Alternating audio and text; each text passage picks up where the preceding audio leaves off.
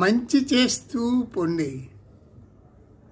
నిరంతరం పవిత్రమైన ఆలోచనలతో మీ మనస్సును నింపుకోండి. ఏ మనిషినైనా పనికిమాలిన వాడమని అనకండి. ఎందుకంటే ఆ మనిషి వ్యక్తిత్వం అనేది అతడి అలవాట్లు కుప్ప మాత్రమే. అలవాట్లను ఎప్పటికైనా సరే మార్చుకోవచ్చు. అలవాట్లను మార్చుకొని మాటికి చేయటం ద్వారా మన వ్యక్తిత్వాన్ని సంస్కరించుకోవడం కుదురుతూ ఉంది. కాబట్టి ఏ వ్యక్తిని పనికిమాలిన వాడు అని దయచేసి ఇట్స్ మై రిక్వెస్ట్ అనకండి. చరైవేతి అంటే ఏమిటో మీకు చెప్పాలనుకుంటున్నా. చర ప్లస్ యావ ప్లస్ ఇతి అనే 3 పదాల కలయిక.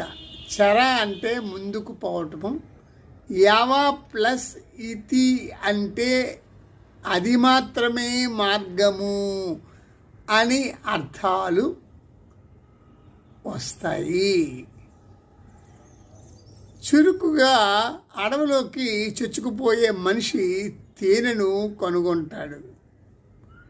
పనిచేయడానికి వెరువని వ్యక్తి తీయని అంజీరా ఫలాన్ని కూడా రుచి చూస్తాడు.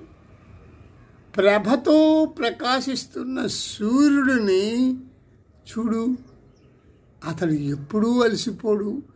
అదే విధముగా నిర్లక్ష్యానికి సంధు ఇవ్వని మనిషి నిరంతరం చురుకుగా పనిచేయడం ద్వారా ప్రకాశిస్తాడు.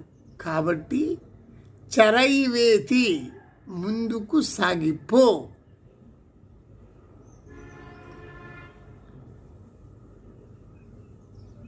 చురుకుదనాన్ని జీవితంలో అన్ని రంగాల్లోని చూపాలి. మనం కూడా పనిచేయడానికి ఉద్యమించినప్పుడు తాడు పేడు తేలాలన్న పట్టుదలతో పనిచేయాలి. వ్యక్తిగతమైన అభివృద్ధి కావాలన్నా, మనం ఎంతగానో ప్రేమించే మన భారతదేశం పురోగమించాలన్నా ఈ విధమైన ఉత్సాహంతో చరైవేతి హుంకారు అస్మాకం